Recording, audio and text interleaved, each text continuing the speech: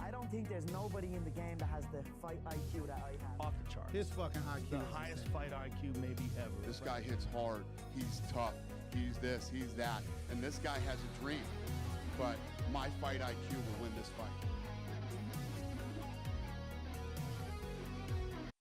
How's it going, everybody? Welcome to the Fight IQ podcast. Before I get started today breaking down UFC 312, I just wanted to say thank you very much to everybody that's been watching. It's been really fun starting off a YouTube channel, and I really appreciate everybody that's been liking, commenting, and subscribing on our videos. Um, on behalf of everybody from the Fight IQ, we just really want to say thank you, and we're just going to keep on rocking and keep on getting better. So let's get into it. With Dricus Du Plessis versus Sean Strickland. An amazing performance by Dricus Du Plessis. Honestly, I know a lot of the narrative right now is really just going after Sean Strickland for his boring fighting style that he's had, for a while now. That's been very successful for him. But ultimately, Dricus Du Plessis did all of the right things to completely shut Sean Strickland down, and it was a great performance to see. Dricus did an amazing job shutting down the jab early, so Sean Strickland could never get his timing. All of his combinations and everything he really does comes from a jab or a teep. I know that's the memes, but that's kind of where he gets all of his success from. He gets his combination striking going from his jab, and he really doesn't have any other ways to initiate combinations, and that's where he's most successful. So Dracus started off by parrying the jab and using head movement to shut it down so he couldn't time it at Sean Strickland couldn't time him very well. And then after he Dricus got the timing, he started countering with kicks. He started having counters in combination off the jab, and ultimately he was just doing all the right things to shut Sean Strickland down. One of the things I liked a lot is Dricus was kicking over the lead side of where Sean Strickland keeps like that weird Philly shell. People always say that that's not going to work in MMA because of the fact that there's kicks involved. Notably, they're usually talking about body kicks to your back or your lead leg, but in this sense, Dricus made a really good read that he could really just kick over that lead shoulder and it would give Sean some problems. Um, One of the things I do want to bring up in this fight that was really disappointing to see is Sean Strickland has an amazing corner in Eric Nixick from Extreme Couture, and they were doing all they could from the very first round to give Sean the appropriate directions and adjustments he needed to make to beat Dracus. And he just would not listen to him. There was points where he was walking away from his corner, and it was so frustrating because a corner like that you shouldn't take for granted. If you have like a team of assassins that are really smart and have a high fight IQ to tell you what to do in order to win because they love you and they want to see you succeed, and you're just straight up ignoring them, walking away from them, I just find that like very disrespectful, and it wasn't good to see, man. But ultimately, Dricus Du Plessis put on an amazing performance. He did all the right things. I really don't want to see like too much Dricus slander. I know he has an awkward fighting style, but ultimately he's an amazing fighter and he has a lot of tools at his disposal to implement against whatever opponent he's going up against. So um, he was doing all the right things against Sean, and I really think he is going to be a problem for Hamzat. We'll see how that fight goes when it comes around. But I think if Hamzat's not able to maul him in the first two rounds, he's going to have a lot of problems with him. So that being said, we'll move on a little bit from this fight and go down to Zhang Weili versus Tatiana Suarez. Um, I went Tatiana Suarez on this one. I really thought her wrestling dominance was going to be the factor, and in round one, she did have a lot of success with her wrestling. It's just after that, she had no plan B. And usually, she hasn't had to resort to any other game plan other than just maul her opponent. But when you're fighting somebody of Zhang Weili's caliber, you're going to need to have a couple, at least tricks in your tool bag to be successful. I feel like Weili did an amazing job shutting down her wrestling after round one. She only conceded one takedown, and I just really was impressed with Zhang Weili's performance. She was outstriking Tatiana. That's not the toughest thing to do, but she was doing really good on the feet and in the grappling. She was able to defend herself and prevent Tatiana from getting her game going. Ultimately, it was just a big fraud check. But I mean, at the same time, Tatiana hasn't had any sort of resistance before, so we'll see how she comes back from this one. But hopefully, we see Weili Zhang versus Valentina next. I think that's a great fight, especially with Valentina using a lot more grappling in her last few performances. I feel like now Zhang Weili has all of the tools at her disposal to be able to strike with Valentina and to be able to out grapple her if that situation occurs. So I want to see Zhang Weili go for champ and see what that can happen. That'd be a good one. All right, so I'm actually going to skip a few of these next few fights, and I wanted to talk about Wang Kong versus Bruna Brazil from the women's title fight. I picked Bruna Brazil in this fight because I was really stoked with her last few performances. She has a lot of tools at her disposal, but I really felt like she did not trust her grappling against Wang Kong. Um, we all picked against Wang Kong because of the grappling difference. Bruno Brazil has shown grappling dominance over other fighters at flyweight, and her striking. We mentioned it in our prediction videos that if she was going to try and have like a point fighty striking match with Wang Kong, she was going to not have a good time. And ultimately, that's what ended up happening. Wang Kong put on a great performance, landing lots of really good leg kicks. She turns over her punches really well. You can tell she hits really hard, and she's just an assassin. I'm really happy that Wang Kong is getting another win here because she's going to be a really exciting prospect at flyweight. She has wins over Valentina in kickboxing. I feel like she fucks up a lot of girls in that division. And in order to shut down somebody like Wang Kong, you're going to need to have some serious stopping power, which a lot of girls at women's flyweight don't have.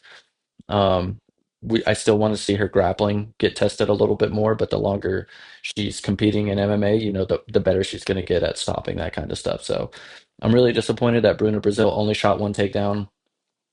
Maybe she just felt something that we couldn't see there, and she really got, out muscled by Wang Kong. But yeah, I just felt like, being a fighting nerd, she should have had at least a couple things to like rely on for if she wasn't able to outstrike Wang Kong. But yeah, that wasn't the case here. All right, next fight I want to talk about Cody Colby Thickness versus Alexandre Topuria. This was a great fight. Topuria fights just like his brother. It's almost hilarious to watch. It's like the same person. Um, he was really searching for a highlight reel KO. You could tell in the first two rounds, especially in the second round after he hit that suplex at the end of round one. Round two, he came out and he was looking to get like a highlight reel finish.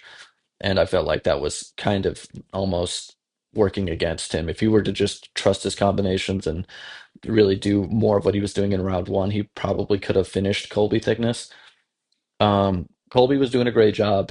He wasn't no slouch. He was in there in a few of the exchanges, especially in round three before he got taken down. But ultimately, Alexandre Topuria was able to push him up against the fence and then land boxing combinations. He really started feeling comfortable in round two when he started throwing like leg kicks and stuff like that. And ultimately, that's what started giving him a little bit more success. But round three also showed that he's able to do what he has to do to win by getting the takedown and, just kind of holding position. Um, I feel like this was a really good debut opponent, and I'm stoked to see what Topuria's next fight's going to be. Um, Personally, I want to see him fight Peyton Talbot next. I think that'd be sick. As for Colby, he can kind of fit in anywhere. There's Bantamweight has a lot of really fun prospects that are, just outside the rankings that he can probably have good fights with. So, all right, next fight we'll talk about is going to be Rongzhu versus Cody Steele, performance of the night. One thing I really loved about this fight is you can tell that they both really wanted to win, and I know that's pretty easy to say. It's like obviously both fighters want to win when they go into fight, but eventually you kind of feel like one concedes that they're not gonna win at some point. Like you'll run into these fights where one person kind of knows that they're getting outskilled and they'll play just to not get finished. And if an opportunity arises, then they'll like kind of secure the win there. But with this one, you can really tell Cody Steele, even though he was getting pieced up, he was outskilled, he was fighting somebody with so much more experience than him. He was in there trying to, make something happen. He was trying to go for big shots. He was putting himself in the fire, and that's what we love to see. This kind of fight is pretty rare, honestly, nowadays, because I just feel like this has become much more of a sport than it is like actual fighting. But that's why it was very entertaining to watch. Rongzhu had some amazing boxing here, that he was able to showcase using in and out head movement, picking them apart with his jab, body shots. At one point, he hit the Ali shuffle, pivoting after combinations, and all of these things just were so sick to watch. It was a masterclass performance by Rongzhu against a very, very hot prospect in Cody Steele.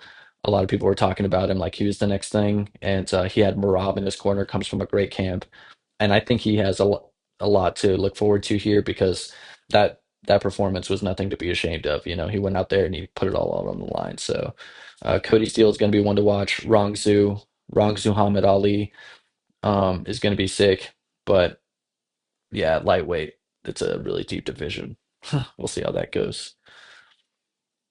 All right, Micallef versus Kevin Jousset. Ultimately, man, Micallef really just found the success with a body kick from open stance, and Jousset just didn't really do anything about it. Um, he could have circled more to his lead side there to avoid the body kicks because Micallef was just spamming it over and over and having lots of success with it.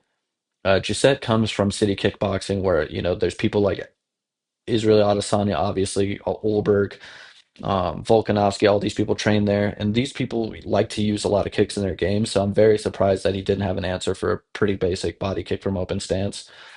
Um, that being said, though, Micallef is very entertaining. You can tell he's a massive dude and he hits very hard.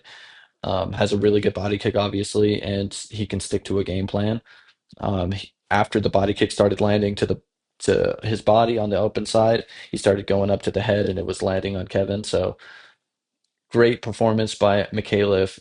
Jousset came in towards the end there at round three, but it was a little too late, and I feel like he's going to wish he did a little bit more in those earlier rounds.